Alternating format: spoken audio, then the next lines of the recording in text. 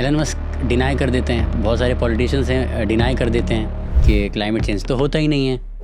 The pollution of consciousness. That is the most dangerous form of all pollution. Not air pollution, not noise pollution. चेतना भी दूषित यानी pollute हो गई। Recently tragedy हुई वायनाड में, landslide हुई। आप अगर धर्म अनुसार आचरण नहीं करेंगे तो तांडव होगा, त्रासदी नहीं।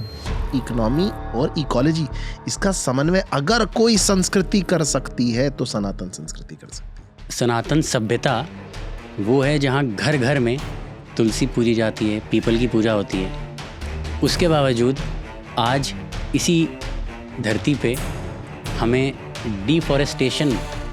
आप आत्मा है या आप शरीर है? आत्मा है। जब तक इस अनुभूति के साथ जीवन जिएंगे कि मैं शरीर हूँ, हेडोनिस्टिक कल्चर जिसे हम कहते हैं ना, उपभोग के लिए ही मेरा जन्म हुआ है, उपभोग भी नहीं, भोग के लिए मेरा जन्म हुआ, तो पेड़ भी भोग है, जानवर भी भोग है।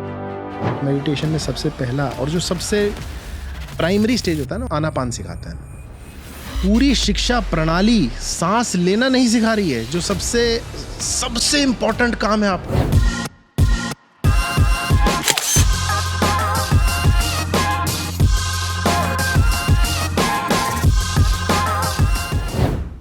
हाल ही में दिल्ली में बहुत ज़्यादा बारिश हुई तो एक आईएएस कोचिंग एकेडमी के बेसमेंट में इतना पानी भर गया कि 3 स्टूडेंट्स ने, जवान बच्चों ने अपनी जान गंवा दी।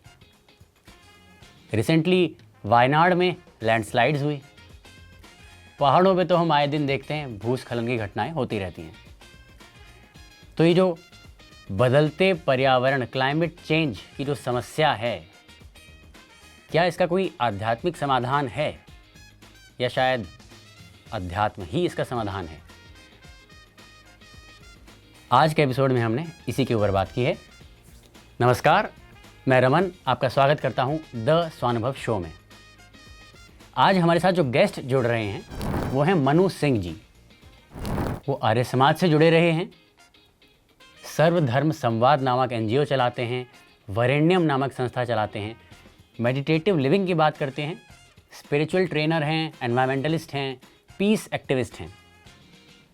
आप लोग अगर अन्ना हजारे के इंडिया अगेंस्ट करप्शन मूवमेंट के बारे में जानते होंगे तो वो उनसे भी जुड़े हुए रहे हैं और माओवादी इलाकों में माओवादियों के साथ मध्यवार्ता करने में भी उनका बहुत महत्वपूर्ण योगदान रहा है। तो चलिए बात करते हैं मनु सिंह जी के साथ पर्यावरण और अध्यात्म के संबंध पर।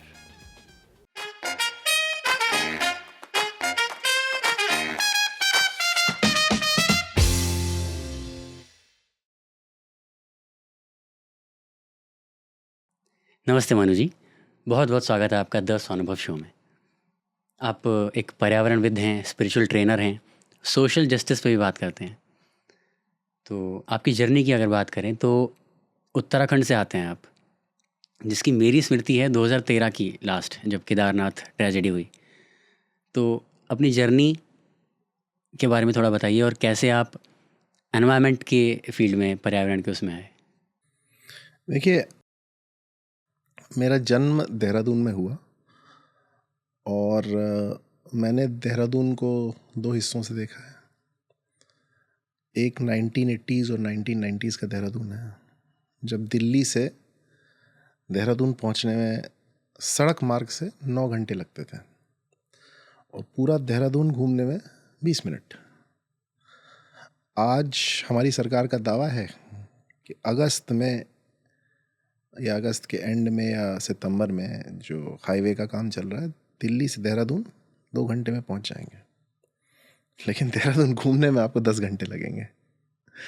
तो ये जो एक चेंज है, ये मैंने देखा है और मेरी स्टोरी वहीं से शुरू होती है। बचपन से ही मैं एक टाइम फ्रेम उसका नहीं बता पाऊँगा। मेरे जो पिताजी थे वो आर्य समाज से बड़े जुड़े हुए थे, बहुत आध्यात्मिक पुरुष थे। माताजी भी जो है बहुत ही आध्यात्मिकता से उत्प्रोत है। तो जो बचपन में, मैंने बोला ना, मैं टाइम फ्रेम नहीं बता सकता, लेकिन जो झुकाव हुआ है वो माता पिता की वजह से ही हुआ है।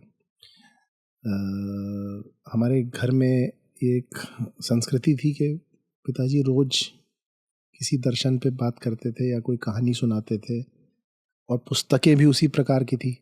गीता प्रेस गोरखपुर की सारी पुस्तकें हमारे घर में थी, तो उसका बहुत बड़ा प्रभाव बढ़ते हुए हमारे जीवन में रहा। तो जो बीज है आध्यात्मिकता का, माता पिता की वजह से है। आध्यात्मिकता के साथ पर्यावरण की जो आप बात कर रहे हैं, तो पुनः मैं उस बात पे आता हूं कि हमारे यहाँ जो आध्यात्मिकता है वो पर्यावरण से बिल्कुल भी सेपरेटेड नहीं है। अगर आप आध्यात्मिक हैं तो आप पर्यावरणविद रहेंगे, पर्यावरण के लिए लड़ेंगे। मैंने बताया 4 आश्रम में से 3 आश्रम ऐसे हैं जो वन के साथ है। जब आप कालिया नाग के बारे में जानते, क्या पाप कर रहा था वो? नदियों को विषाक्त कर रहा था। आज का कालिया कौन है? सारे उद्योग जो नदियों को विषाक्त करना है। तो कृष्ण ने क्या सिखाया था? कालिया को समझाइए, है ना? आपके पास जो भी उपलब्ध था आपने करा। शिव ने क्या किया? हलाहल आया। हलाहल क्या था? प्रदूषण ही तो था। गिरते ही वहां पे वनस्पति नहीं उगती कई लाख साल। यही तो आज हम क्या कर रहे हैं? आज का हलाहल कौन है? PM20, PM1.5। उसको कैसे रोकना है? पहले राम जब उसमें गए थे विश्वामित्र जी के साथ, वशिष्ठ जी के साथ, तो यज्ञ में राक्षस क्या डाल देते थे? मांस के टुकड़े, है ना? आज मांस के टुकड़े हम कहाँ डाल रहे हैं? प्लेटों पर, प्लेट के ऊपर। सत्वाहारी से शवाहारी हो गए हम। मैं तो इसको मानता ही नहीं है शब्द non vegetarian. What do you mean non vegetarians? जो अपने आपको नॉन वेजिटेरियन, क्या वो सब्जियां नहीं खा रहा है? खा रहा है ना। तो नॉन वेज क्या होता है? कुछ नहीं होता। You are dead body eater. उस शब्द को बोलिए आप। तो ये जो अध्यात्म और पर्यावरण है, इसमें कहीं डिफरेंस नहीं है। क्योंकि मैं आध्यात्मिक हूं, मैं पर्यावरण के लिए खड़ा हूं। क्योंकि मैं आध्यात्मिक हूं, मैं साइंटिफिक हूं। तर्केव ऋषि हमारे यहाँ कहा जाता है। समग्र चिंतन, समग्र अवधारणाएं उनके यहाँ है नहीं, हमारे यहाँ समग्रता है। आप अगर आध्यात्मिक हैं तो आप पर्यावरण के लिए खड़े होंगे। आप आध्यात्मिक हैं तो आप किसी भी प्रकार के शोषण के लिए खड़े होंगे। जो आप देखिए ना, बंधुआ मुक्ति मोर्चा में मैं था। आप अगर आध्यात्मिक हैं तो आप देख ही नहीं सकते नर नारी विषमता। आप तो शिव और शक्ति का मार्ग लेके चलते हैं, आप कैसे देख सकते हैं नर नारी में विषमता हो? आप अगर आध्यात्मिक हैं तो आप देख ही नहीं सकते कि दूसरे प्राणियों पे संकट आए। आप किसी प्रकार का भ्रष्टाचार आप टॉलरेट ही नहीं कर सकते। तो आध्यात्मिकता वो बीज है जिससे ये सारे एक ही वृक्ष से सारी जो अलग अलग टहनियाँ वो निकलती हैं। इसलिए इसमें कोई डिफरेंस नहीं होता। जो मेरी जर्नी है उसमें बहुत बड़ा रोल माता पिता का है। उसके बाद मुझे प्रेरणा मिली, मैंने स्वाध्याय किया, फिर आर्य समाज से जुड़ना हुआ। आर्य समाज को मैं मानता हूँ कि भारत, आधुनिक भारत के सबसे ज़्यादा अगर किसी भूमिका रही किसी एक मूवमेंट की तो आर्य समाज की रही। वो सीता भी पट्टारवैया ने अपनी पुस्तक में लिखा भी है। और आपको याद हो, नीटशी ने तो यहाँ तक लिखा था कि जो वो लिखने वाले थे कि मैं सबसे अच्छा फिलोसॉफिकल ग्रंथ लिखूंगा, तो उनके हाथ में सत्यार्थ प्रकाश आ गया था। तो उन्होंने जितना लिखा था उसको आग लगा दी और उन्होंने कहा, why show the world a candle where already there is a sun. तो ये बात उन्होंने कही थी। तो आर्य समाज के साथ जुड़ने पे, माता पिता के सही गाइडेंस से मैं आध्यात्मिक मार्ग पे आया। और बाकी मार्ग सिर्फ उसका बाय प्रोडक्ट है। मेन जो है वो ध्यान, साधना, योग और अध्यात्म। आपने जनरली ये दूसरे लोग करते हैं कि बताते हैं कि ये हुआ, फिर ये हुआ, फिर ऐसे हुआ, ये ज्ञान हुआ, मैं उस मार्ग पे चला गया। मैं इस समय विश्वास रखता नहीं। मेरा बल्कि ये मानना है कि आपको आपकी याददाश्त भी वही होती है जो आपको याद रखाई जाती है। मैं करता हूं ही नहीं भाई। आप, मेरा एग्जिस्टेंस ही सबसे बड़ा मिरेकल है ना। संभोग की क्रिया में जो पुरुष है, साइंटिफिकली आप देखें तो उसके इजैक्यूलेशन में इतने शुक्राणु होते हैं कि पृथ्वी पर जितनी महिलाएं उस समय ओव्यूलेट कर रही होती हैं वो सब प्रेग्नेंट हो सकती हैं। लेकिन उनमें से एक ही है जो मनु सिंह के रूप में आपके सामने बैठा है। तो मैं ये कैसे कहूँ ये मेरी जर्नी है, मेरा उसमें कोई हाथ है? नहीं, हो ही नहीं सकता। जो स्मृतियां मुझे याद हैं, क्या मेरा उसमें कोई हाथ है? नहीं। उसके बावजूद अगर मैं कहूँ मेरी स्टोरी यहाँ से शुरू होती है और यहाँ संपन्न होती है और ऐसे, मैं इस समय नहीं मानता। मैं विशुद्ध जिसे बोलता हूँ दृष्टा भाव में विश्वास रखता हूँ। अभी का जो समय है वो मेरे लिए सबसे इम्पोर्टेंट, मैं आपसे बात कर रहा हूँ, ये इस समय मेरी स्टोरी का सबसे इम्पोर्टेंट अध्याय या एपिसोड है। पीछे जो गया गया, आगे जो आएगा देख लेंगे। तो मेरा उस तरह में विश्वास ही नहीं कि मैंने यहाँ से ये सीखा या वहाँ से। जो मैंने सीखा, सिखाने वाला वो है। जो मुझसे कराया जा रहा है, कराने वाला वो है। मैं निमित्त मात्र हूँ, मेरी कोई स्टोरी नहीं है। जी सर, तो मैंने त्रासदी का जिक्र किया 2013 केदारनाथ ट्रेजिडी, तो ऐसी ही एक रिसेंटली ट्रेजिडी हुई वायनाड में, लैंडस्लाइड हुई।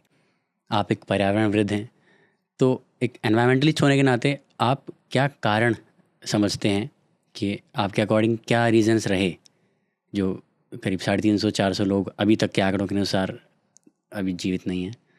देखिए, सनातन संस्कृति के संवाहक हैं हम सब। हमें कम से कम इसे त्रासदी नहीं कहना चाहिए। हम ट्रिनिटी में विश्वास रखते हैं ना, तो शिव का क्या रोल है? तांडव। आप अगर धर्म अनुसार आचरण नहीं करेंगे तो तांडव होगा, त्रासदी नहीं होगी। और वही शिव का रूप है। हम एक लिंग बना लेते हैं, है ना, एक मूर्ति बना लेते हैं, वो हम अपने लिए बनाते हैं। शिव तो डिस्ट्रॉयर ही है ना, वो प्रकृति के रक्षक हैं, इसीलिए पशुपतिनाथ कहलाते हैं। आप पशुओं पे हिंसा कर कर, मद्यपान कर कर, मांस भक्षण कर कर एक जगह का नाम रख देंगे रामबाड़ा, और वहां से आपको वैज्ञानिक बहुत चिंतन मिलेगा इसमें, और मैं उस चिंतन को कहीं से नकार नहीं रहा हूं, लेकिन मेरा आप उस जगह अगर जाके देखते हैं ना, आपको पता चलता ये तांडव है, ये शिक्षा देने का कार्य करा। और दुख की बात, त्रासदी वो नहीं थी। त्रासदी ये है कि हमने उसके पश्चात क्या किया। क्या आज हम सुधर गए? क्या कॉन्क्रेटाइजेशन ऑफ केदारनाथ या other Holi places in Himalayas, क्या उस पे विराम लगा? तो त्रासदी ये है। वो शिक्षा थी, वो पूरी प्रजाति को एक तरह से एक छोटा हल्का सा तमाचा था। तो वायनाड में भी यही है।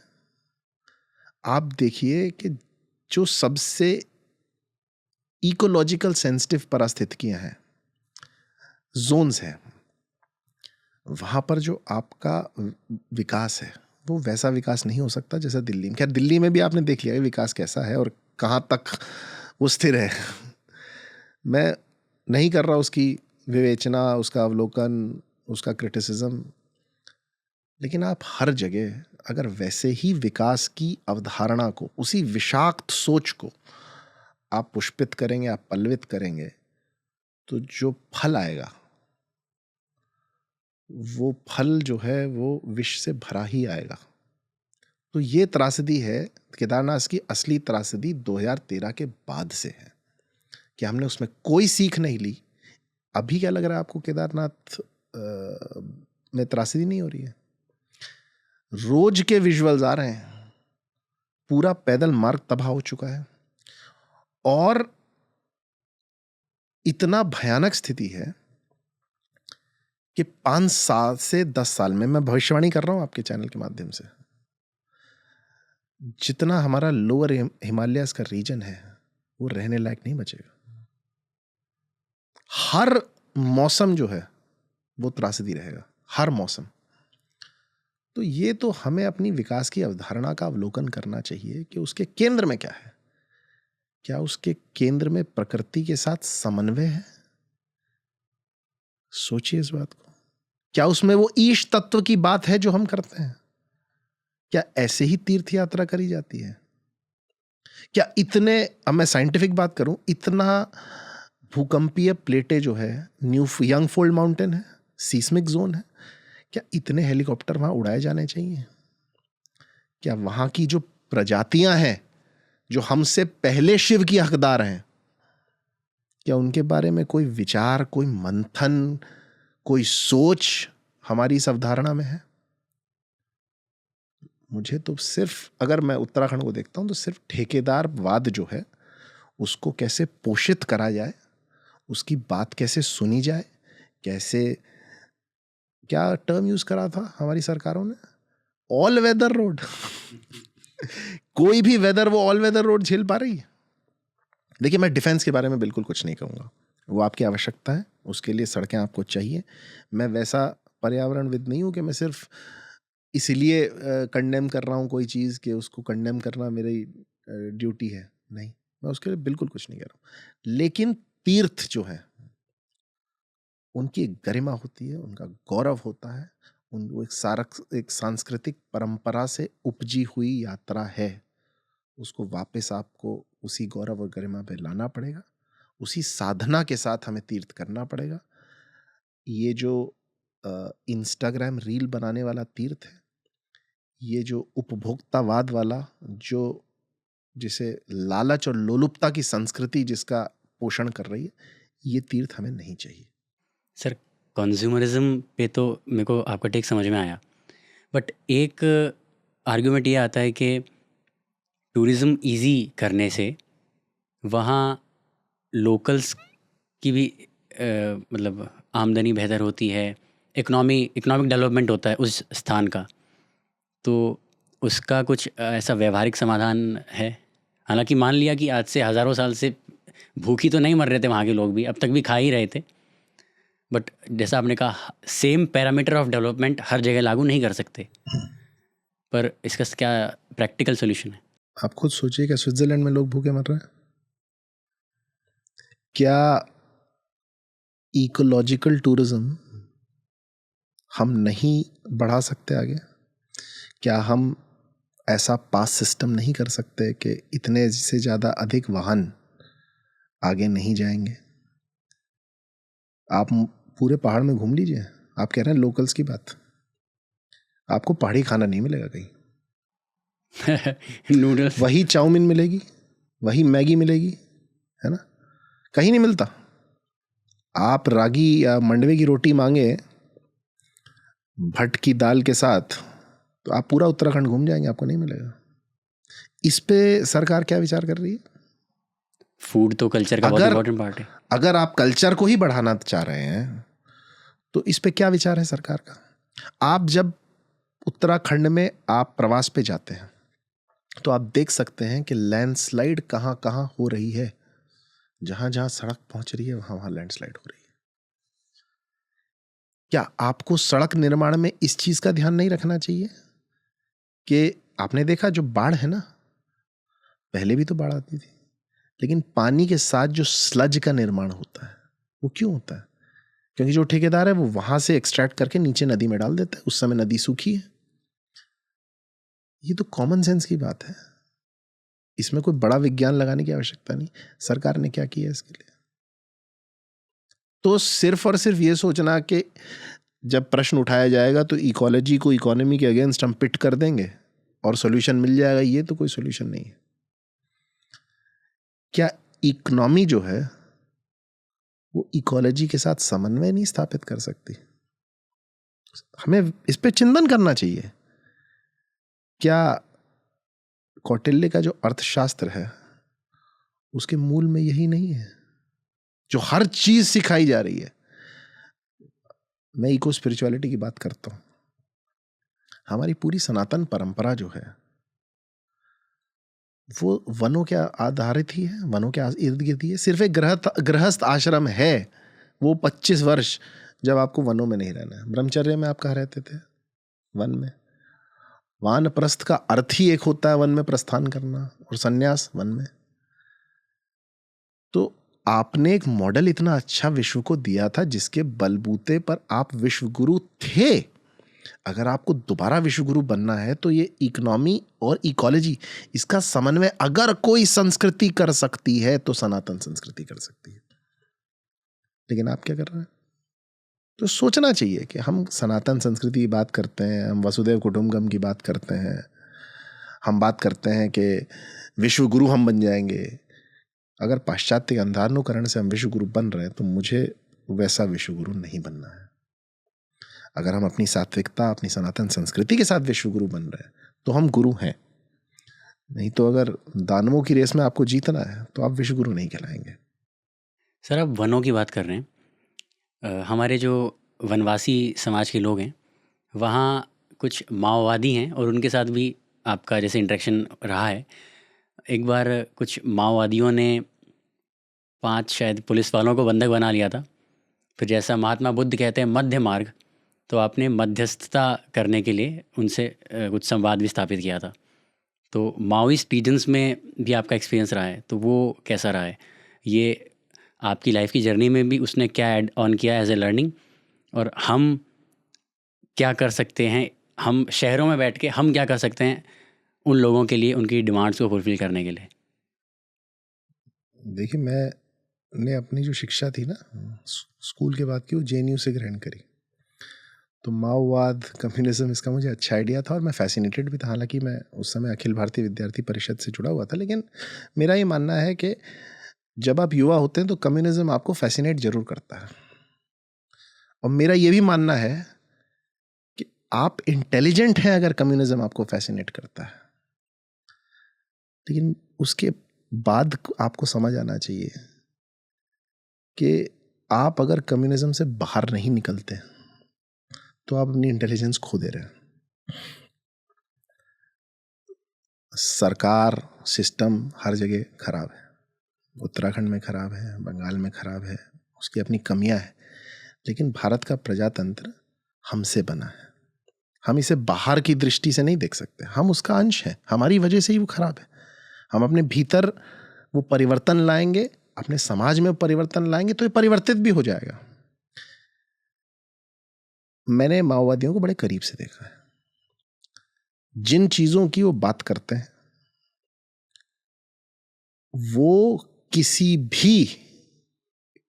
भी दूसरी आइडियोलॉजी से ज्यादा उन्हीं चीजों का दोहन करते हैं।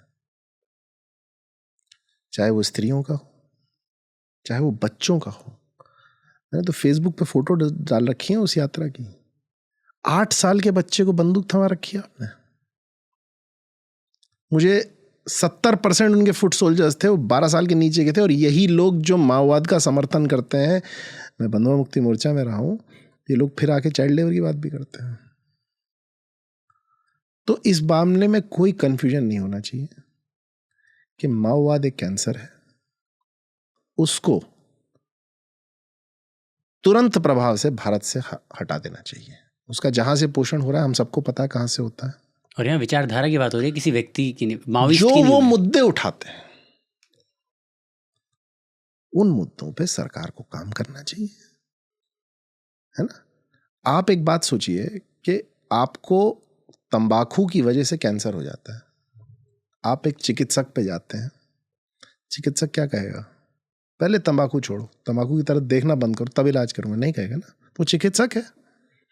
चिकित्सक पहले आपका कैंसर हटाएगा, उसके बाद आपको समझाएगा कि देखो तंबाकू का जो दुरुपयोग आप कर रहे हैं, सब्सटेंस अब्यूज, मुझे शब्द ही समझ में नहीं आता, सब्सटेंस का तो अब्यूज ही होता है। दुरुपयोग जो आप कर रहे हैं उसकी वजह से कैंसर हुआ है, यही होता है ना तरीका। ये तो नहीं होता ना कि ये जो कैंसर हो गया है इसका इलाज तब होगा जब तुम बिल्कुल तंबाकू की तरफ देखना बंद कर दो। नहीं, माओवाद एक कैंसर है, उसको सर्जिकली रिमूव, चाहे चिदम्बरम जी थे, चाहे आज राजनाथ जी ने भी ये बात दोहराई थी, उसको वैसे ही रिमूव करना चाहिए। उसमें कोई दो राय नहीं होनी चाहिए। उसके बाद सोसाइटी में जाना चाहिए। वनवासियों के जो विषय हैं उनको हमें एड्रेस करना चाहिए। उनको हमें ये देखना चाहिए कि जो बातें कर रहे हैं जल जंगल जमीन की, वो बिल्कुल सही है। उनका अधिकार हमसे पहले है उस जंगल पर। लेकिन मैंने तो पर्सनली देखा, जिन एरियाज में माओवादी होते हैं सबसे ज़्यादा चंदन की तस्करी उधर होती है। एक जानवर आपको उस जंगल में नहीं दिखाई देगा, सारे हाथियों को मार के टस्क्स बेच देते हैं। तो अगर कैपिटलिस्टिक माइंडसेट देखेंगे ना, तो जिसे एक्चुअली बोले टॉक्सिक कैपिटलिज्म, वो इन लोगों के अंदर है। सिर्फ ये इश्यूज को यूज करना जानते हैं, और यही इनके जो जिन्हें आजकल काफ़ी आंदोलनजीवी हैं जो माओवादी सोच विचार रखते हैं, वो भी यही करते हैं। वो सिर्फ कुछ जार्गन्स को, कुछ शब्दों का बहुत अच्छे से उपयोग करते हैं, उनका सामाजिक उत्थान से कोई लेना देना नहीं है। तो इस बात में मैं बड़ा स्पष्ट हूँ और बड़ा क्लियर हूँ कि ये विचारधारा भारत से समाप्त हो जानी चाहिए। बहुत ही हिंसक विचारधारा है और राष्ट्रद्रोही विचारधारा है। सर, वनवासियों की हम बात कर रहे हैं और हिंसा की जैसे बात कर रहे हैं, तो प्रकृति के बहुत करीब होते हैं वनवासी। और सनातन सभ्यता वो है जहाँ घर घर में तुलसी पूजी जाती है, पीपल की पूजा होती है। उसके बावजूद आज इसी धरती पे हमें डिफॉरेस्टेशन के अगेंस्ट, उसको रिड्यूस करने के लिए कि भाई पेड़ लगाने के लिए प्लांटेशन ड्राइव चलाई जाती हैं सरकारें। भाई 15 अगस्त पे 15 लाख पेड़ लगाए जाएंगे, 15 लाख पेड़ कायदे से पौधे लगाए जाएंगे। पेड़ बनते बनते कितने बचेंगे पता नहीं। तो ये गैप कैसे आ गया कि हम वैसे पूजने के लिए प्रतीक तो मानते हैं तुलसी और पीपल को, जैसा आपने कहा, किंतु हमारे एक्शंस में तो हमें हर जगह लकड़ी चाहिए होती है, और उस कहीं ना कहीं लकड़ी का शोषण ही कर रहे हैं प्रकृति का। देखिए, ये गैप नहीं, कोई भी गैप कैसे आ गया। मैं पुनः जो मैंने शुरुआत में बात कही थी उस पर जाता हूँ। आप आत्मा है या आप शरीर है? आत्मा है। मानते हैं? जब तक हम इस अनुभूति के साथ जीवन जिएंगे कि हम आत्मा है, तब तक ये गैप नहीं आएगा, कोई गैप नहीं आएगा। और जब तक इस अनुभूति के साथ जीवन जिएंगे कि मैं शरीर हूँ, हेडोनिस्टिक कल्चर जिसे हम कहते हैं ना, उपभोग के लिए ही मेरा जन्म हुआ है, उपभोग भी नहीं, भोग के लिए मेरा जन्म हुआ है, तो पेड़ भी भोग है, जानवर भी भोग है, खुला कह रहा हूं, स्त्रियां भी भोग हैं। फिर तो जो सारा प्रॉब्लम का जड़ है, जो समस्या का केंद्र है, वो क्या है? ये गैप जो आत्मा और शरीर के बीच में आ रहा है। जब एक गाथा है, कृष्ण महाभारत जीत चुके थे, कृष्ण ने ही जीती है महाभारत। असली जीत जो महाभारत की थी वो ये नहीं थी कौरवों को हरा दिया या पांडवों को, जो उन्होंने गीता का ज्ञान दिया वो कृष्ण की जीत थी। तो जब योगेश्वर कृष्ण उनके सामने कली आता है, वो कहता है इस बार मुझे हरा दिया, लेकिन अगली बार नहीं हरा पाओगे। और विस्तार से अपनी बात रखता है कि सतयुग था तो मैं कॉस्मिक तरीके से आता था, मैं पूरी पृथ्वी को उठा के कहीं सागर में डाल देता था, मैं पूरी पृथ्वी के लिए खतरा होता था, तुम बड़े कॉस्मिक अवतार लेते थे और मुझे हरा देते थे। मैंने सोचा इस प्रकार तो जीत नहीं हासिल होगी, तो त्रेता में मैं राक्षस बन के आया, एक ज्ञानी राक्षस जो पृथ्वी पर ही रहता था। तुमने वहां भी राम बन के मुझे हरा दिया, तो मैं तुम्हारे परिवार में घुस गया, तुम्हारे भाइयों के मन में घुस गया, तुमने यहां भी हरा दिया। अगली बार मैं एक एक मनुष्य के अंदर घुस जाऊंगा, फिर कैसे हराओगे? तो कृष्ण ने कहा था, गीता मैंने द्वापर के लिए नहीं दी थी, मुझे पता था तुम यही करोगे, मैंने इसीलिए गीता का ज्ञान पृथ्वी पर दिया। तो उस ज्ञान की सार गर्भित विवेचना होनी चाहिए, उसका समग्र वैज्ञानिक चिंतन होना चाहिए। आध्यात्मिक और धार्मिक तो चल ही रहा है, उसका वैज्ञानिक चिंतन होना चाहिए। और जब वो चिंतन, जब तक वो नहीं होगा, तब तक हमारा देश जो है ना अभी कंफ्यूज्ड मॉडल पे चल रहा है। हमें विश्व से एक होड़ लगी हुई है कि प्रतिस्पर्धा है कि हम सबसे ज्यादा फॉरेस्ट को बचा रहे हैं, तो हम प्लांटेशन को फॉरेस्ट में काउंट कर ले रहे हैं। एक जंगल पनपता है 200 करोड़ वर्षों में। आप 50 साल के प्लांटेशन की तुलना उससे कर देते हैं। इस समय उद्देश्य होना चाहिए हर प्रजाति का संरक्षण करने का। वो उद्देश्य लेके हम चलेंगे तो मैं मान सकता हूं कहीं सफलता मिल सकती है। नहीं तो जिसे अंग्रेजी में एक शब्द है ना, डूम्सडेज क्लॉक, वो टिकिंग नहीं कर रही है। वो 6 की जो 6 का मिड लेवल है ना, उसको पार कर चुकी है। हमारा वही घमंड है। अभी भी आप देखें ना, चर्चाएं हो रही है, पेरिस में हुई, इधर हुई, क्या चर्चाएं हो रही है? पृथ्वी को बचाना है। हमारी औकात है पृथ्वी को बचाने की? सोचिए इस बात को।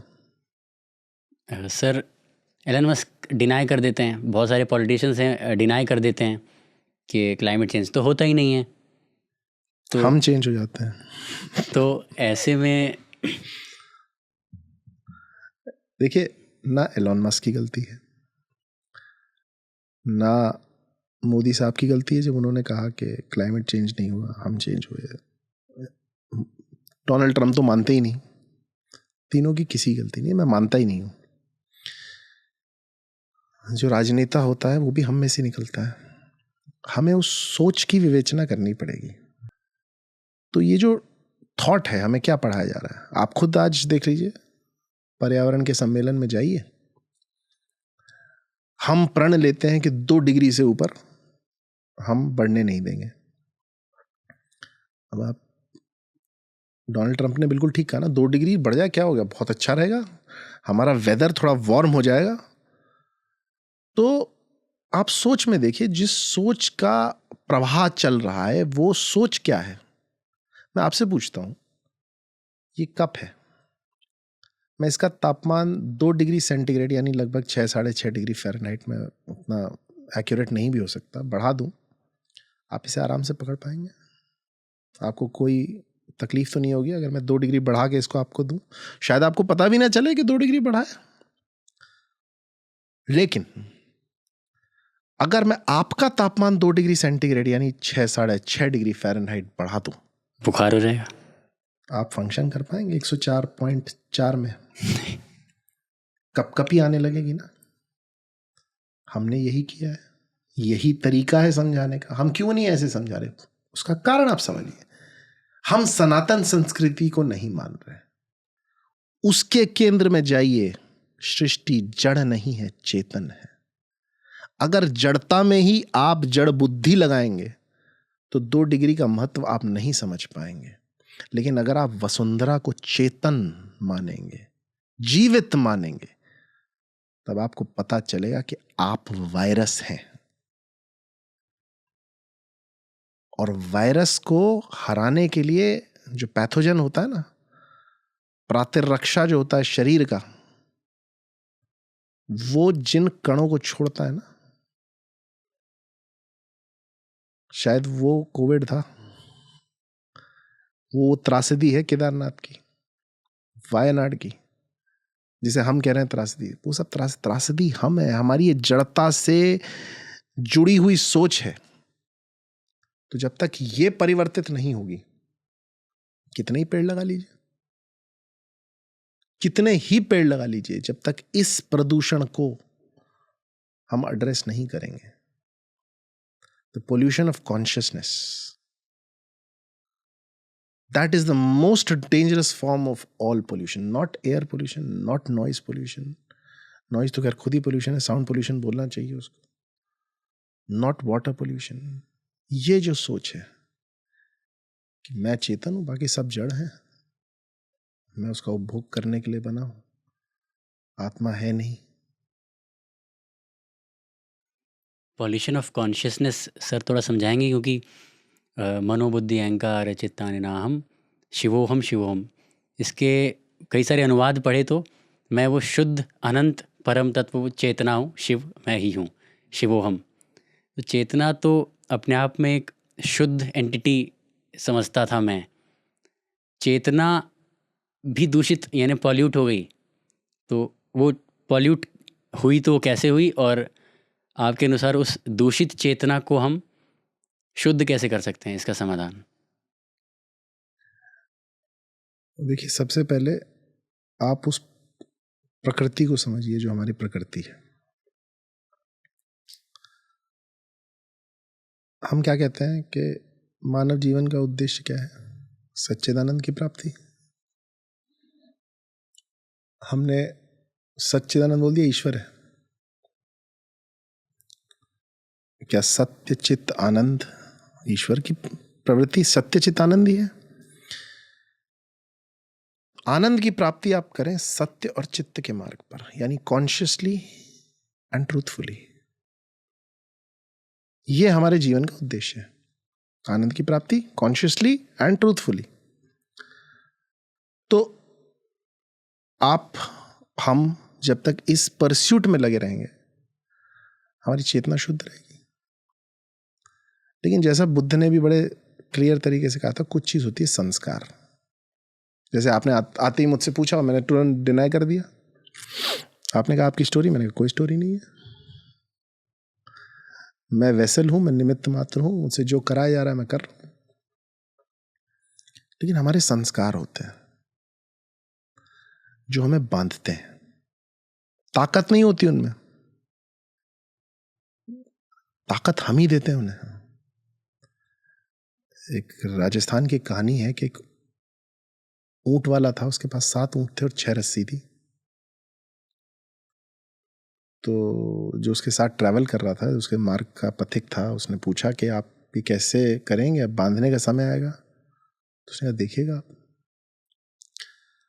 वो 6 रैंडम ऊँटों को बांधता है और 7वें ऊँट की गर्दन के सामने बिना रस्सी के वही सारा कर्मकांड कर देता है जो बाकियों के सामने करा। सुबह आँख खुलती है तो सारे ऊँट वहीं बैठे थे। रस्सी से बंधा नहीं हुआ होता, लेकिन जाता भी नहीं। कर्मकांड। हमारा पूरा जीवन ऐसे ही है, उस ऊँट की तरह। हमें किसी चीज ने बांध नहीं रखा है, हमें बस बताया गया है कि आप इन चीजों से बंधे हुए हो। तो ये संस्कार जो होते हैं, जैसे मैंने आपको कहा ना कि इकोलॉजी के मार्ग में सबसे बड़ी बाधक इकोनॉमी को बनाया जाता है, ऐसे ही धर्म के मार्ग में सबसे बड़ा बाधक अगर कुछ बनता है तो संस्कृति को बनाया जाता है, कल्चर को बनाया जाता है। आप स्त्रियों का देखिए किस प्रकार से हमने उनके साथ गलत किया। क्या धर्म में कहीं भी स्कोप छोड़ा गया था? जहां स्त्रियों का वास वहीं देवताओं का वास। कितनी ब्रह्मवादिनियां हमारे वेदों में हैं, कितनी कमांडर्स हमारी हिस्ट्री में रही हैं। लेकिन जब आपको उनका दोहन करना था, आपने धर्म को बड़े छल के तरीके से एक कल्चर बनाकर उनका दोहन किया। हम खड़े हुए उस कल्चर, क्योंकि हमारे धर्म आज भी हमें वो शक्ति देता है। आप देखिए जितना भी हुआ है, अगर सबसे पहले अगर आप इतिहास का अध्ययन करें तो महर्षि दयानंद सरस्वती ने मॉडर्न टाइम्स में सबसे पहले बोला वुमेन लिबरेशन के लिए। हाँ, इक्वालिटी के लिबरेशन का तो अर्थ ही नहीं। शक्ति को कौन लिबरेट कराएगा भाई? शक्ति को आप लिबरेट करा सकते हैं। ये सब देखिए, मैं बार बार ये कहता हूँ, पाश्चात्य का अंधानुकरण नहीं करना है। शक्ति का लिबरेशन नहीं होता। टर्मिनोलॉजी मतलब मेरी वो टर्मिनोलॉजी बहुत इंपॉर्टेंट होती है,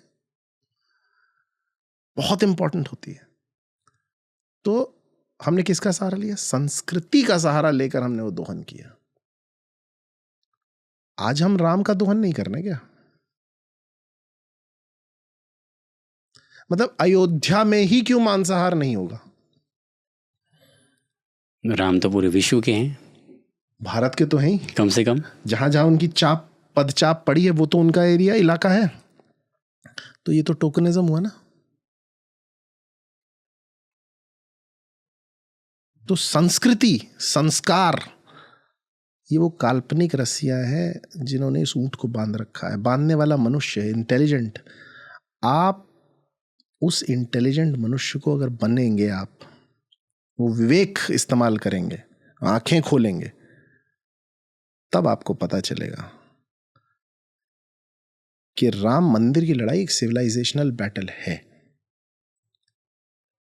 लेकिन स्पिरिचुअल बैटल नहीं है।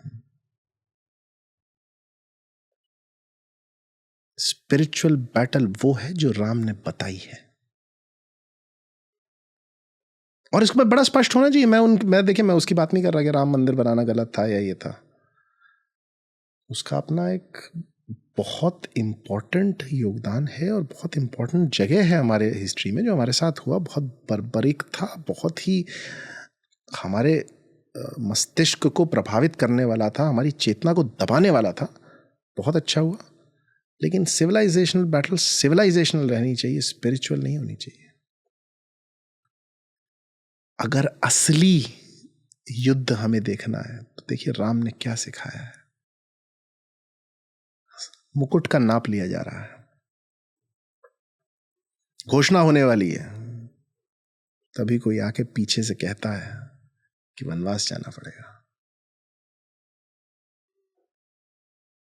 आप कल्पना कीजिए, मैं और आप होते तो क्या होता। ध्यान से अवलोकन करिए टेक्स्ट का। इतनी सी भी जो स्माइल थी वो कम नहीं हुई, वैसे ही उठे और सब कुछ छोड़ दिया। ये है असली स्पिरिचुअल बैटल।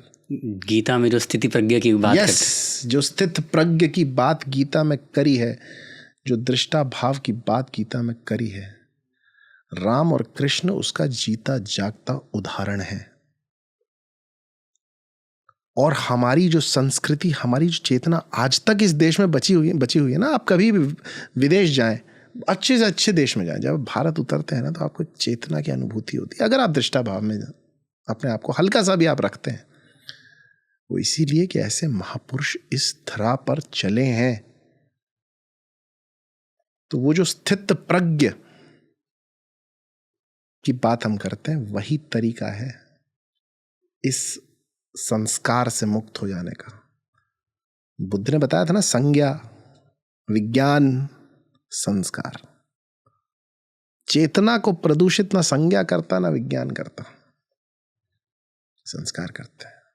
संस्कारों को भी पूरी तरह नहीं, देखिए ये बड़ा ध्यान देना है कि जब सामाजिक आपका व्यवहार रहेगा तो संस्कृति का मूल्य है, संस्कारों का मूल्य है, लेकिन वैज्ञानिक आध्यात्मिक संस्कारों का मूल्य है। अवैज्ञानिक सोच का मूल्य नहीं है। कर्म, कार्य, ये सबसे जरूरी है।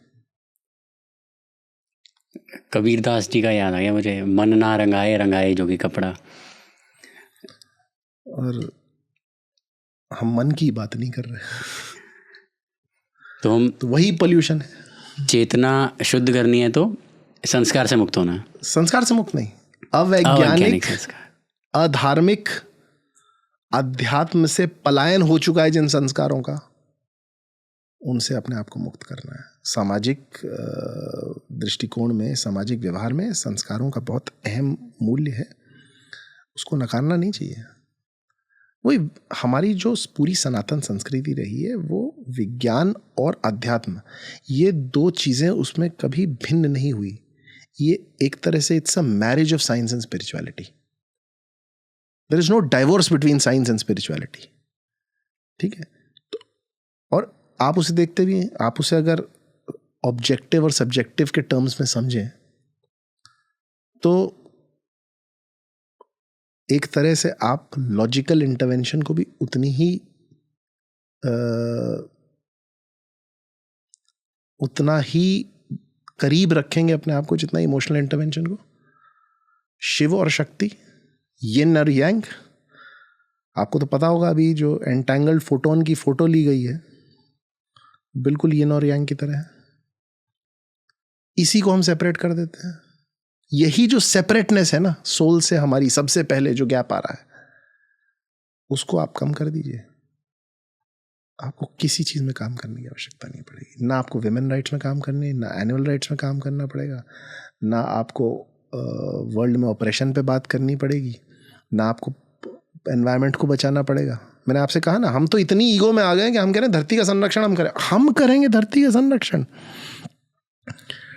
डायनासोर जो थे वो लगभग 100 करोड़ साल पृथ्वी पर रहे और एक झटके में खत्म।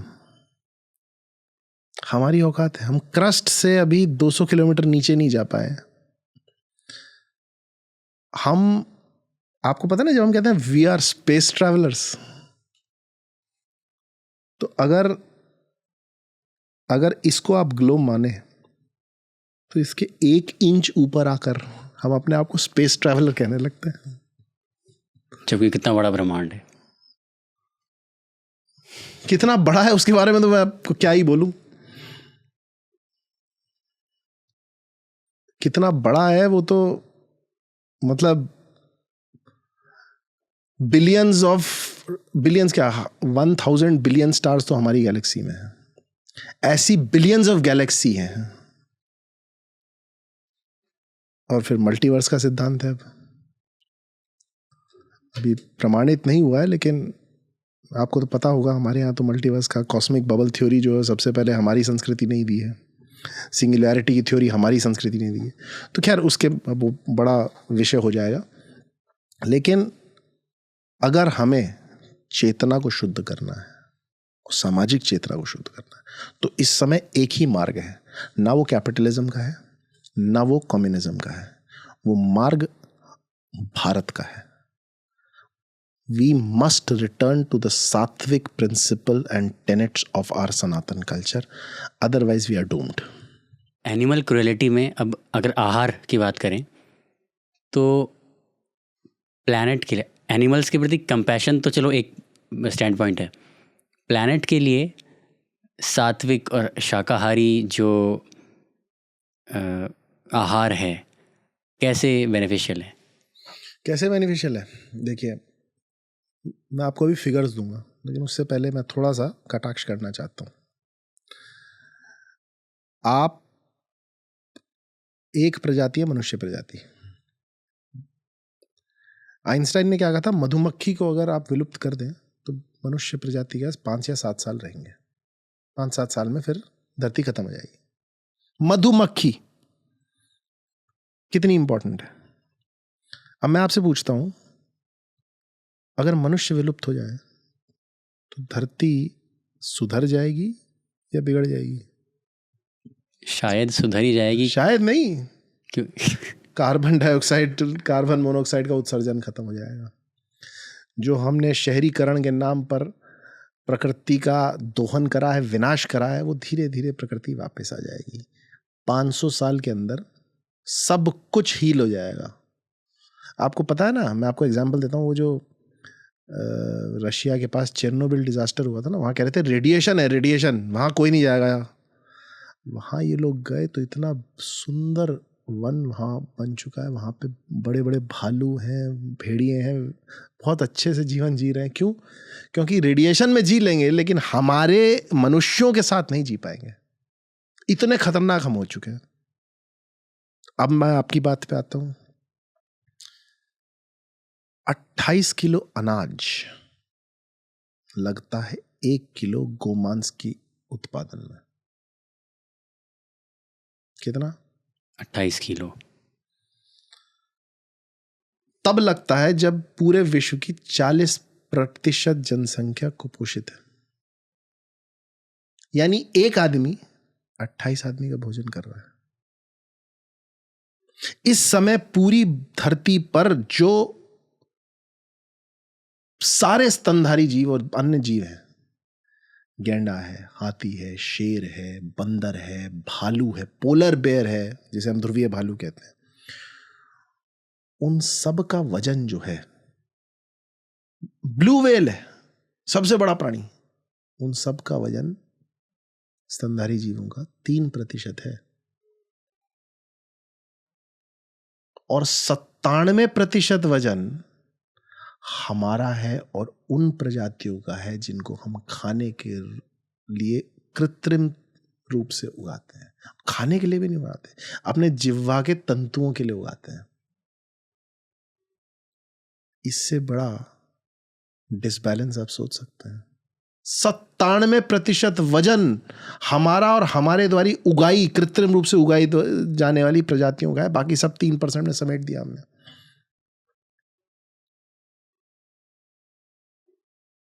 36,000 लीटर पानी आप इन्वेस्ट करते हैं 1 किलो गोमांस का उत्पादन। 36,000 लीटर कितना होता है आप विचार करिए। आप 7 मिनट का शावर पूरे वर्ष तक ले सकते हैं। फिर आप आके बताते हैं कि पेस्ट करते समय अगर आप नलका बंद कर देंगे तो जल बच जाएगा। 4 बर्गर में आप एक मनुष्य के पूरे साल का पानी नहाने का उससे छीन लेते हैं, और बच्चों को पढ़ा रहे हैं कि ब्रश करते समय आप ये कैसे, मतलब मैं नहीं कह रहा बच्चों को कि वो नलका खुला कर रखते हुए ब्रश करें, लेकिन ये क्या टोकनिज्म है। आप ये बता रहे हैं कि स्ट्रॉ का अगर आप उपयोग करेंगे तो मछलियां मर जाएंगी। आप ये नहीं बता रहे कि किसी भी विकसित राष्ट्र के 200 किलोमीटर तक मछलियों के शोल्स गायब हो चुके हैं क्योंकि आप उन्हें खा गए। खाने से, आपके खाने से मछली नहीं मर रही है, वो स्ट्रॉ जो प्लास्टिक का आप एक यूज कर रहे हैं वो, उससे मछली मर जा रही है। ये सोच, आप एंटीबायोटिक्स डाल डाल के मुर्गियों को बढ़ा रहे हैं, अंडों को बढ़ा रहे हैं, फिर कह रहे हैं कि अब ना एंटीबायोटिक्स का असर नहीं होता।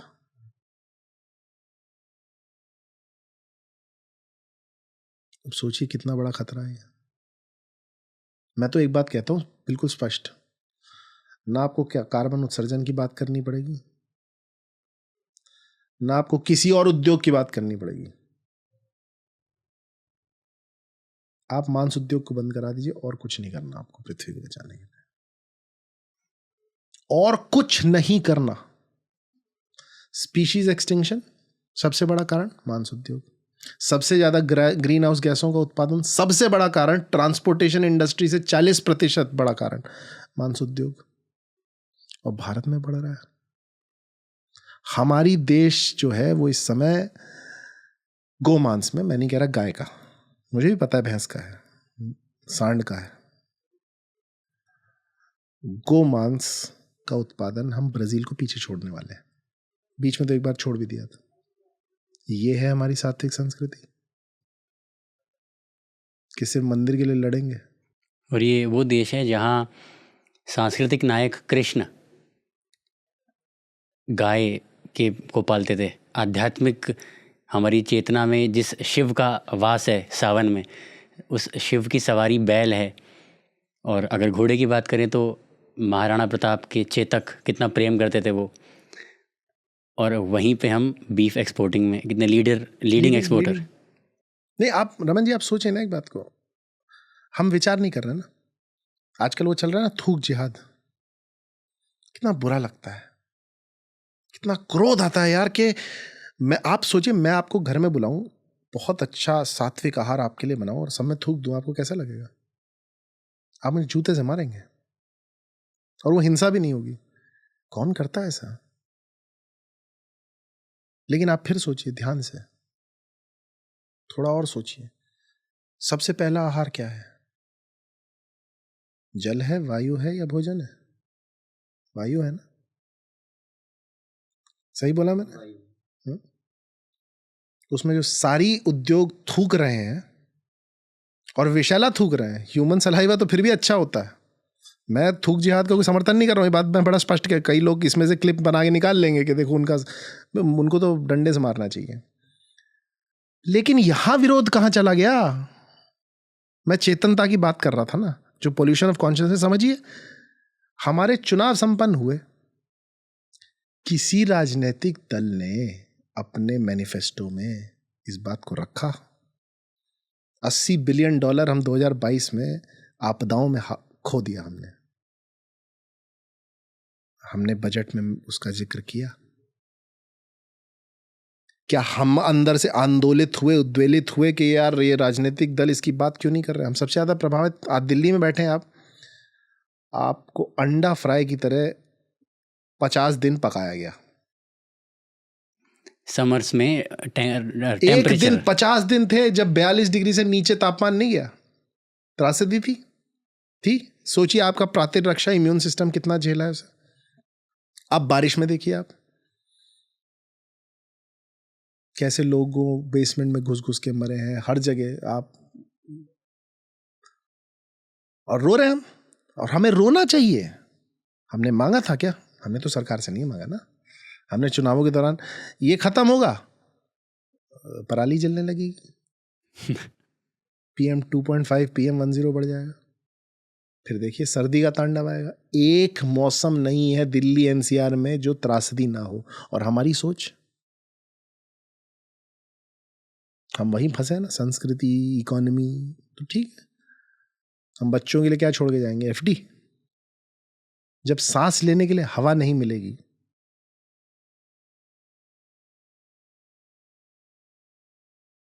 तो मैं क्या बोलूं। मैं बड़ा निराश हो चुका हूं अब। मैं तो, मुझे बोलते बोलते 2 दशक हो गए। हालांकि वो निराशा ऐसी नहीं है मुझे प्रभावित करती है किसी, लेकिन मुझे लगता है कोई सेंस नहीं है। हर बार मैं कहता हूं कि अब देखिए ना कितना गुस्सा आता है कि हमारे खाने में कोई थूक दे। और हर समय आप दिन में 2 बार भोजन 3 बार भोजन करते हैं, हर 3 क्षण में आप सांस ले रहे हैं, उसमें थूका जा रहा है, उसमें विषैली चीजें मिलाई जा रही हैं, आपको शुद्ध भोजन नहीं मिल पा रहा है, आप थूक से चिंतित है। होना चाहिए, लेकिन उसकी चिंता कौन करेगा? उसके लिए आंदोलन कहां है? आप बच्चों के लिए बस यही देखना चाहते हैं ना, इतने में MBA करा दूंगा। जो आज बच्चा पैदा हो रहा है, जब तक वो MBA तक पहुंचेगा, सर्वाइवल की चिंता पे आ जाएगा वो। फिर मैं भविष्यवाणी कर रहा हूं, इतना और अभी क्या सर्वाइवल पे नहीं है क्या? जो IAS की तैयारी कर रहे थे, जो बच्चे डूब के मरे हैं दिल्ली में, क्या वो सर्वाइवल नहीं था ना उनको? ये पढ़ाया जा रहा है क्या कहीं? आप बताइए रमन जी मुझे, LCM HCF का क्या उपयोग है आपके जीवन में? मैं शिक्षा प्रणाली पे आता हूं। देखिए, चेतना शिक्षा प्रणाली पे आता हूं मैं। आपको पता है हमारे साथ साथ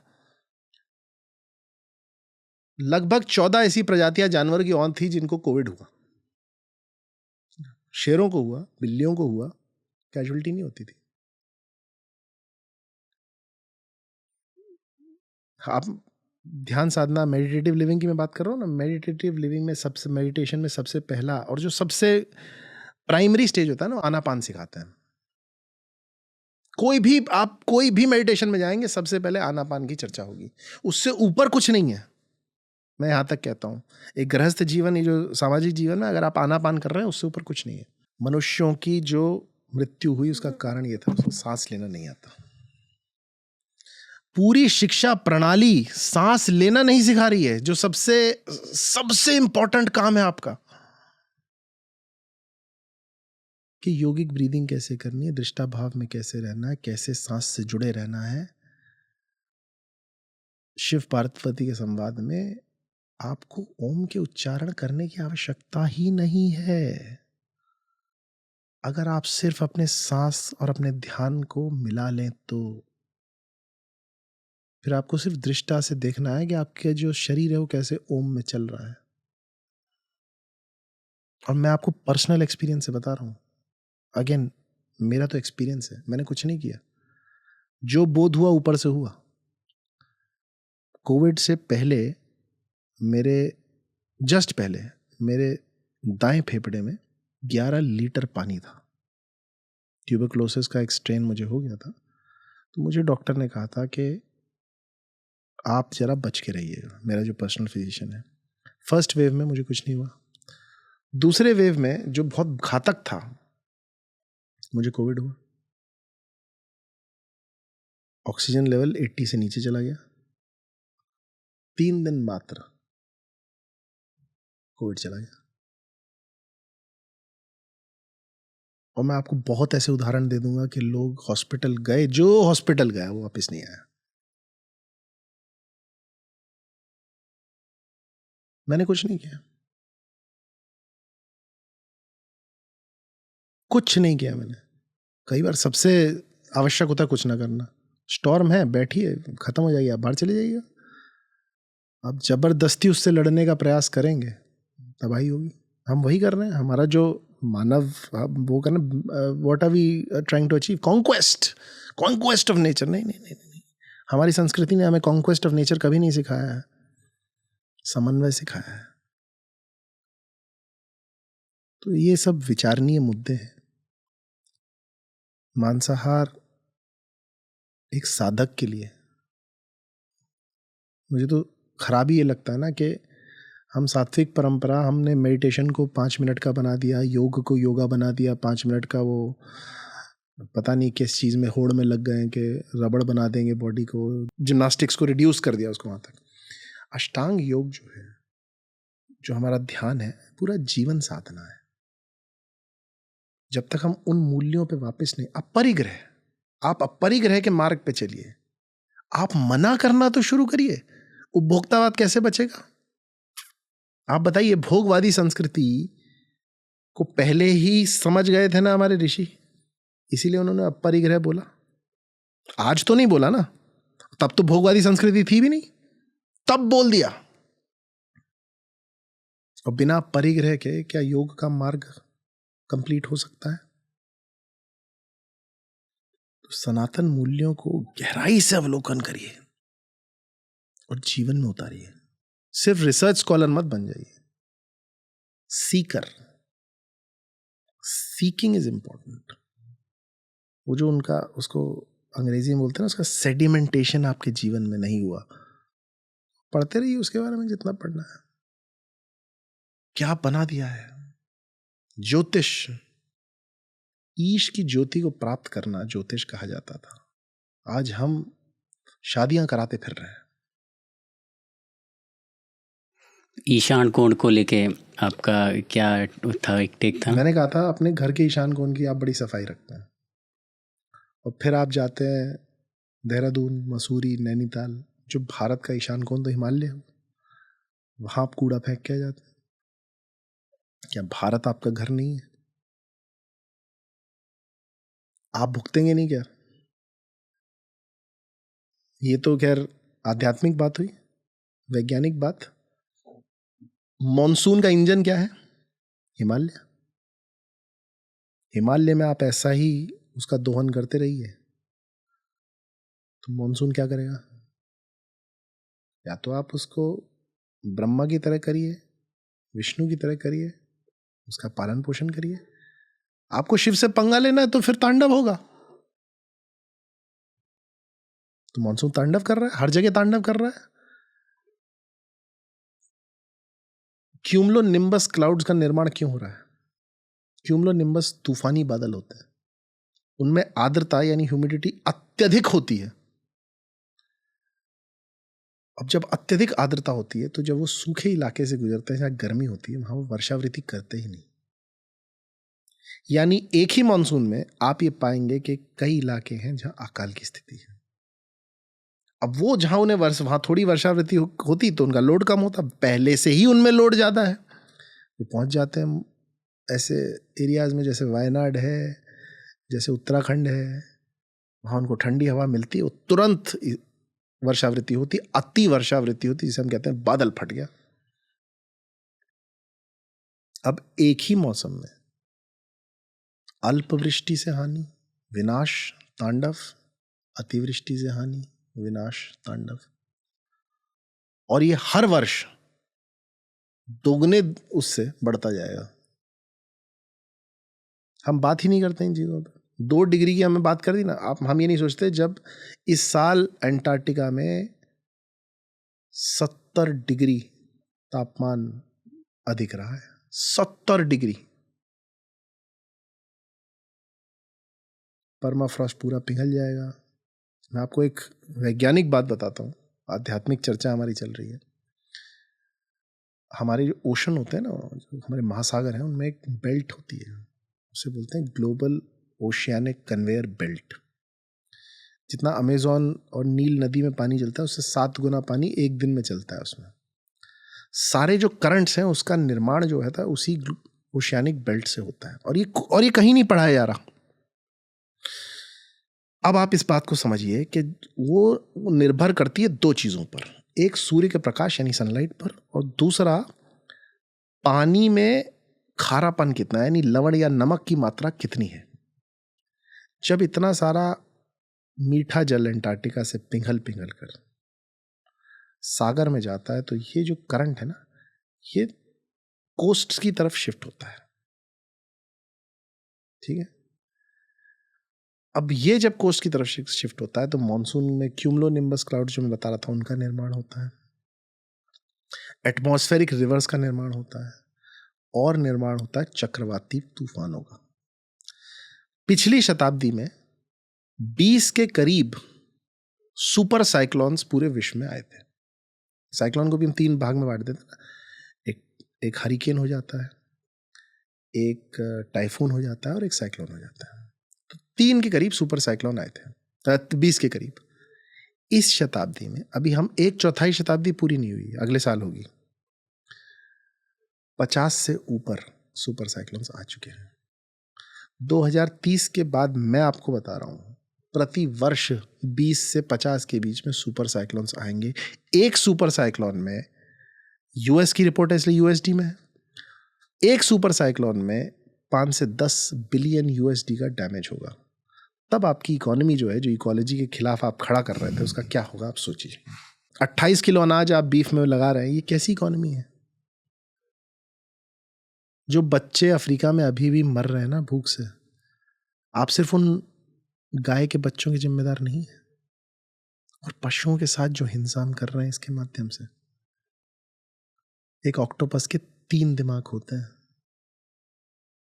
तीसरे नंबर पे सबसे अधिक खाया जाने वाला पशु है वो, 3 दिमाग होते हैं, यानी उसकी पेन फील करने की जो क्षमता है वो हमसे 3 गुना है। उस प्राणी को हम जिंदा निकाल के जिंदा काट के खाते हैं। चाइना में आप जाइए, जीवित खाया जाता है उसे, और हम अपने आप को कहते हैं हम विकसित प्राणी हैं। सर, जैसे इकोनॉमी के तर्क को आपने कुतर्क, वो है कुतर्क, आपने प्रूव कर दिया। नहीं मैंने, अच्छा मैं आपसे पूछ रहा हूँ वो तर्क है या कुतर्क है? कुतर्क है वो, है ना। तो ऐसे एक तर्क आता है, मैं तो नहीं खा रहा, तो जो कोई और खा रहा है तो वो अपना, स्पिरिचुअल लोग जैसे अक्सर वो अपना कर्मा बना रहे हैं। अगर मैं सामाजिक दृष्टिकोण से देखूं, सोसाइटी, कोई और भी खा रहा है, उसका प्रभाव तो मुझ पर भी पड़ ही रहा है, क्योंकि पर्यावरण में तो सेम उसमें रह रहे हैं, चाहे पड़ोसी खा रहा हो, मेरा इम्पैक्ट तो मुझ पर भी है। तो अगर हम प्रैक्टिकल एप्लीकेशन की बात करें सॉल्यूशन की, तो ठीक है, बिग कॉरपोरेशंस इन्वॉल्व हैं इसमें, हम इंडिविजुअली लोग कुछ खास क्या ही कर सकते हैं, मतलब फिर भी हम क्या कर सकते हैं। एक तो मेडिटेटिव लिविंग, उसके साथ साथ जो ग्लोबली नुकसान पहुंचाया जा रहा है पृथ्वी को, तो हम केवल धर्म की जय हो अधर्म का नाश हो केवल ये बोल के अपने वचन में ना रखें, अपने आचरण में धरती को अगर माँ कहते जीवन में हैं, लाए, धरती को माँ कह रहे हैं, तो कैसे उस माँ की सेवा की जाए। आप बताइए, सोचिए। एसी, और मतलब एसी फ्रिज समझ में आता है, वो समझ में आता है, प्लास्टिक की पन्नी समझ में आता है। आप कल अगर भारत सरकार ये घोषणा कर देती है कि जो इनकम टैक्स है वो 95% हो जाएगा, क्या होगा यहाँ पे? तख्ता पलट जो बांग्लादेश में हुआ, आंदोलन होगा, चिंता हो जाएगी ना सबको। आपका इशारा ग्रुप कॉन्शियसनेस की तरफ है। एग्जैक्टली, मैं कल बोल देता हूँ सारा आरक्षण खत्म, अगर मैं कल दंगे हो जाएंगे। यहाँ क्यों नहीं हो रहे? मैं दंगे करने को भी नहीं कह रहा हूँ, आप तो इलेक्शन मैनिफेस्टो में नहीं डलवा पा रहे। 1950 में दोनों हाउसेस ने पास कर दिया था कि भारत में बीफ नहीं होगी, अल्कोहल नहीं होगा। गांधी जी ने कहा था। भैया गांधी जी के नाम पे तो एक पार्टी थोड़ी चल रही है, राइट, सारी सब चल रहे हैं। गांधी जी शारीरिक इंसान थे क्या? क्या उन्होंने कभी शरीर की शक्ति के, मतलब आपने कभी गांधी जी को डंबल उठाते बाइसेप फ्लेंच करते देखा था? आत्मिक इंसान थे ना, वो तो नहीं कहते थे शरीर की शक्ति, नहीं, आत्मा की शक्ति। गांधी जी आत्मिक योद्धा थे। तो नाथूराम गॉडसे ने उनके शरीर की हत्या कर दी, आत्मा की हत्या कौन कर रहा है? देश जो बीफ का सबसे बड़ा एक्सपोर्टर बन रहा है, ये गांधी की आत्मा की हत्या नहीं है। आज इस देश में मद्यपान जो है जिस तरह से फैल रहा है, गांधी की हत्या नहीं, आत्मा की हत्या नहीं है। उन्होंने तो यहां तक कहा था मुझे आज़ादी नहीं चाहिए थी, मुझे मेरी आज़ादी का मतलब ही था कि इसमें अल्कोहल और बीफ नहीं होगा।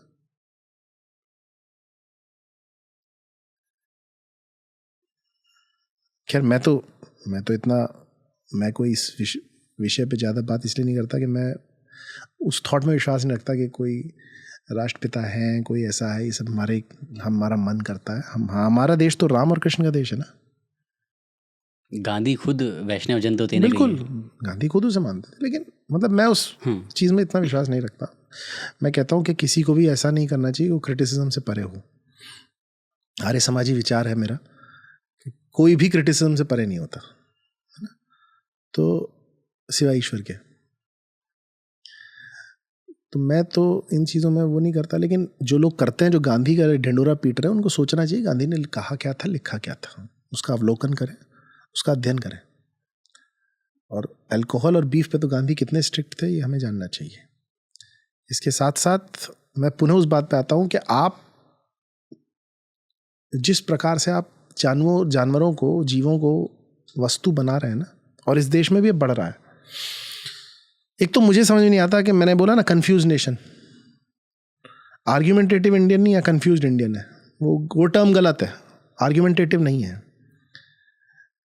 जानवरों के लिए भी आप देखेंगे पाश्चात्य अंधानुकरण इतना है कि 2 गुट में बट गया। एक जो कुत्ते ही बचा रहे हैं, एक जो गाय ही बचा रहे हैं।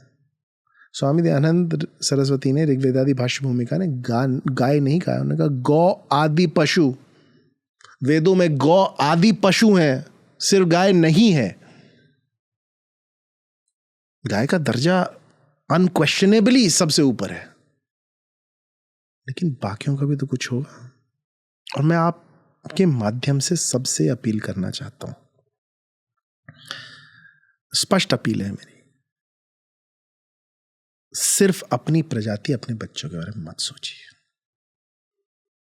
आपने मुझसे कहा एक तो हमें आवश्यकता है उद्वेलित, आंदोलित होने की, दूसरी हमें आवश्यकता है कि हर समय हम ये देखें कि जैसे ये त्रासदीपन के मौसम आ रहा है तो दूसरी प्रजातियों पर भी आ रहा है। हमारा धर्म बनता है कि आसपास के जो स्ट्रे एनिमल्स हैं, जो भी हैं, उनका हम ध्यान रखें। पशु का, पक्षी का, आसपास की अपनी जो वनस्पति है उसका हम ध्यान रखें, उसका हम अवलोकन भी करें। हमारे बच्चों को ये पता है टुंड्रा और टाइगा में क्या कौन सी प्रजाति होती है, अपने दिल्ली में कौन कौन सी प्रजातियां हैं पेड़ों की, उनको कोई आभास नहीं है। फिर वो शिक्षा पे बात आ जाती है। तो यहां आपने सांप काटने की बात करी थी अभी शो से पहले।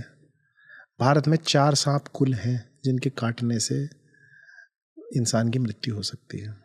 कुल 4 हैं, जिसे बिग 4 कहा जाता है। और भी हैं, लेकिन लगभग 650 से प्रजातियां जो बिल्कुल हार्मलेस हैं। हम सांप को देखते ही मार देते हैं, फिर हम अपने आप को कहते हैं हम शिव के उपासक हैं।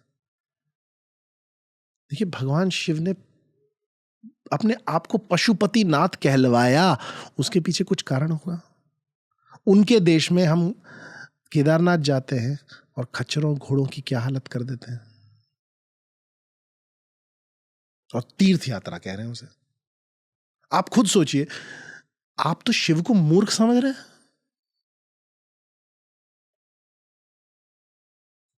आप रमन, आप एक बात सोचिए, आप और मैं तो साधारण आदमी हैं। हम किसको वैल्यू देंगे? जो हमारी बहुत अच्छी अच्छी तारीफ करेगा और पीठ पीछे हमारी बुराई करेगा, और जो मैंने उसको बताया उसके अगेंस्ट काम करेगा, उसको वैल्यू देंगे? या जो मेरी तारीफ नहीं करता लेकिन जो मैं समझाता हूं कि ये सही है, वो उसके अनुसार आचरण करता है, सेकंड वाले को तवज्जो देंगे ना। और अगर हम फर्स्ट वाले को तवज्जो दें जो चापलूसी करे, यानी हम मंदबुद्धि हैं। तो शिव क्या मंदबुद्धि है? क्या जाके ओम नमः शिवाय, ओम नमः शिवाय, ओम नमः शिवाय कर रहे हैं, और वो अपने आप को कह रहे हैं कि मैं पशुपति नाथ हूं, सारे पशु जो हैं मैं उनका नाथ हूं, वो मेरे से जुड़े हुए हैं। हम उन पे अन्याय कर रहे हैं और सोच रहे हैं ओम नमः शिवाय, ओम नमः शिवाय का जाप करने से शिव हमारे करीब आ जाएंगे, हम उन्हें खुश कर देंगे। ये पाखंड है ना। आप घर के वास्तु पुरुष का ध्यान रखते हैं, भारत के वास्तु पुरुष को आप तबाह कर देते हैं। आप कहते हैं वसुदेव कुटुंबकम, मनुष्य कुटुंबकम तो नहीं कहा था ना। कोई बोल रहा है प्रधानमंत्री या कोई बोल रहा है कि वसुदेव कुटुंबकम का अर्थ है पूरा वसुधा हमारा परिवार है। वसुधा में तो सब आते हैं ना। क्या हम परिवार की तरह उन्हें देख रहे हैं? जो लोग वसुधैव कुटुंबकम की बात करते हैं, जो पार्टी चल रही है, उसी पार्टी के लोग सड़कों पे आके कुत्तों को मारने के लिए खड़े हो जाते हैं। और फिर मैंने बोला लेफ्ट के बारे में तो मैं क्या ही बोलूं। मारा था ना पिछले साल कुत्तों को केरल में। आपको अवैज्ञानिक लगेगी, लेकिन आइंस्टाइन की पेन थ्योरी आप पढ़ें तो आपको पता चल जाएगा। मैंने बात तब भी बोली थी जब ऑस्ट्रेलिया में ऊंटों को मारा गया था कि बहुत पानी पी जाते हैं। आप लोग 1 किलो बीफ बनाने में, मैंने आपको फिगर बताया अभी, 1 साल के स्नान का पानी व्यय कर देते हैं, और आप ऊंट को कह रहे हैं कि बहुत पानी पी जाते हैं। क्या हुआ ऑस्ट्रेलिया में पिछले साल अब तक? तांडव देखने को मिला। यूरोप में आप देखिए क्या हालत है। मैं अभी ग्रीस में था, 40 डिग्री तापमान। उन घरों में पंखे नहीं लगे, एसी तो छोड़ दीजिए, उनको पता ही नहीं इतना तापमान में करना क्या है। फिर हम बैठेंगे 2 डिग्री की बात करेंगे, कहेंगे हमें वसुंधरा को बचाना है। 50 साल से ज़्यादा नहीं बचा है हमारी प्रजाति पे। अगर हम नहीं सुधरते तो अपने आप को बचा लें। ये ईगो छोड़ दें, हम ये अहम छोड़ दें, हम पृथ्वी को बचा सकते हैं, हम कायनात के स्वामी हैं, ये सब छोड़ देना चाहिए हमें। दृष्टा भाव से दुनिया को देखें, जाने, कुतर्क ना करें। कई लोग हैं कुतर्क करते हैं कि अरे हम तो बाय नेचर हम नॉन वेजिटेरियन करते हैं ना, ओमनीवोरस है। हाँ, ओमनीवोरस है बाय नेचर। प्रकृति कोई भी चीज बैलेंस में करती है। कोई भी कार्निवोर या ओमनीवोर जो जीव होता है, स्तनधारी, उसकी आयु ज्यादा होती नहीं। 30 वर्ष के ऊपर सिर्फ शाकाहारी जीव जीते हैं। क्यों? क्योंकि उनका कार्बन फुटप्रिंट कम होता है। तो प्रकृति को पता है किसका कार्बन। शेर जीता है क्या 30 साल? नहीं जीता। भालू जीता है कि नहीं जीता? कुत्ता जीता है? नहीं। बिल्ली? नहीं। गाय, घोड़ा, हाथी, मनुष्य का सबसे आगे, क्योंकि सिर्फ शाकाहार नहीं, सात्विक और है। फिर लोग कहेंगे मगरमच्छ जीता। अरे मगरमच्छ रेप्टिलियन है भाई, मैमल नहीं है। 15 दिन में एक बार खाता है। सांप रेप्टिलियन है, 6 महीने में एक बार खाएगा तो भी बच जाएगा। आप बच पाओगे? हमारे दांत ऐसे हैं कि मैं आपको अभी खरगोश की लाश दे दूं तो आप उसको दांत से और नाखून से निकाल के खा लेंगे। मेरा कुत्ता तुरंत खा लेगा। कोई भी शाकाहारी जीव होता है, कोई भी, वो चूस के पानी पीता है। हम लोग कैसे पीते हैं? चाट के पीते हैं क्या? सर्वाहारी कैसे पीते हैं? कुत्ता कैसे पीता है? बिल्ली, भालू सर्वाहारी है, कैसे पीता है? जीभ से पीता है ना। हम और आप जीभ से पीते हैं। हमारी जो स्मॉल इंटेस्टाइन है वो किसी भी मांसाहारी जीव से बहुत लंबी है। इसीलिए कोलोन कैंसर जो है वो वीगन्स में नहीं मिलता है। तो ये मतलब मैं तो बहुत दे दूंगा आपको। साइकोलॉजी समझिए ना आप। मैं 100 बच्चों को 100 क्रेट में रखता हूं। हर क्रेट में एक खरगोश और एक सेब छोड़ देता हूं। मैं आज इस शो के माध्यम से दावा करता हूं कि अगर एक भी मानव का बच्चा खरगोश को खा ले और सेब से खेलने लगे तो मैं मांसाहारी हो जाऊंगा। हम नेचुरली डिजाइंड हैं शाकाहारी होने के लिए। नेचुरली नहीं, हम साइकोलॉजिकली भी डिजाइंड है, हम स्पिरिचुअली भी डिजाइंड है। और वैज्ञानिक तर्क तो मैंने आपको दे ही दिए सारे।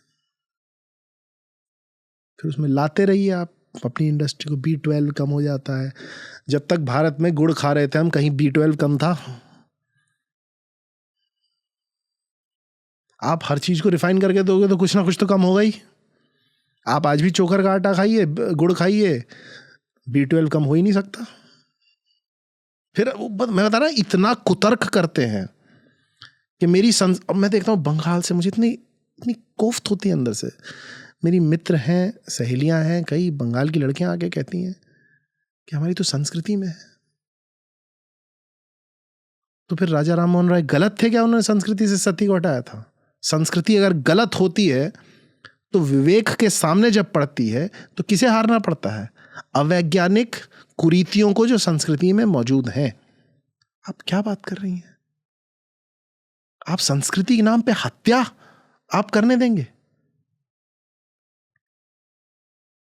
मैं कहता हूं वेदों में मैं आपको ऐसे 10 वाक्य, और पुनर्जन्म, ये संस्कृति पुनर्जन्म पे चलती है। मेरे पिता मुझे बहुत प्रिय थे, उनकी मृत्यु हो गई है ना। आप एक बात सोचिए, बड़ी गहरी बात है ये, इसको आप ध्यान से सोचिएगा। भगवान से प्रार्थना करते हैं कि मुझे अपने परिवार के पास रहना है। आप ही के घर में वो बकरी बन के आ जाए, भगवान ने उनकी बात मान ली। ऐसी संस्कृति में कहीं कोई स्कोप है मांसाहार का? अब आप सोचिए, भगवान ने उनकी बात मान ली, वो आपके पिता हैं, वो आपको देख रहे हैं।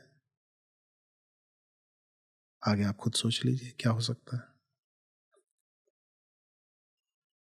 ज्यादा ट्रैजिक साउंड करेगा, मैं उसको डिस्क्राइब नहीं करना चाहता। वो आपके घर के पास का कुत्ता बन के आ जाए, आप पत्थर से भगा रहे हैं उसे। और देखिए ना, उनके अंदर करुणा देखिए। एक कुत्ते के ऊपर कैमरा लगाया गया, अभी एक्सपेरिमेंट में देखा है किस प्रकार प्रताड़ना झेलता है बेचारा। किस प्रकार जब छोटा होता है अपने भाई बहनों को मरते हुए देखता है गाड़ियों के नीचे। रोज मारा जा रहा है, कभी कोई पत्थर मार रहा है, कोई डंडा मार रहा है, कोई भगा रहा है, बारिश में कहीं छुपने की जगह ढूंढता है, उसको वहां से भगा दिया जाता है। उसके बावजूद आप प्यार से एक क्षण बिताइए उसके साथ, सर्वस्व न्योछावर कर देता है। आपको पता है कि बिल्ली है ना, आपसे प्रेम करती है, सिर्फ आपसे प्रेम करती है तो पर करती है। उसकी अपनी क्षति होती है, बहुत एफर्ट लगता है, लेकिन वो आपको कम्युनिकेट करना चाहती है कितना निश्चल उसका प्रेम है आपके प्रति। अभी वायनाड में एक वनवासी महिला अपने बच्चे को बचाने लैंडस्लाइड से गई, तो जब बिजली चमकी उसने देखा 2 नर हाथी टस्कर्स कुछ इंचों की दूरी पर खड़े हैं। उसने प्रार्थना करी कि मेरा बच्चा है। वायनाड में अभी हाथियों ने बवाल मचा रखा था। आपको बड़ी विचित्र कहानी सुनाता हूं मैं। 2008 की बात है, मैं उस समय स्वामी अग्निवेश के साथ था। कुछ लोग वाइल्ड लाइफ की बात कर रहे थे, सारे ब्यूरोक्रेट्स आए थे, मैं काफ़ी यंग था। मैंने बोला अगर आप हाथी से बात करेंगे कि ऐसा ना करे तो समाधान मिलेगा। हंसी में टाल दिया। आज वही घटना हुई है।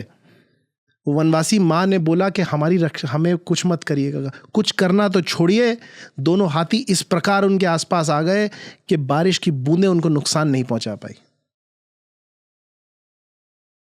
और वही केरल है जहां मल्लमापुरम में नारियल के अंदर पटाखे भर के मादा हाथी जो प्रेग्नेंट थी उसे खिलाया गया था। बताइए पशु कौन है?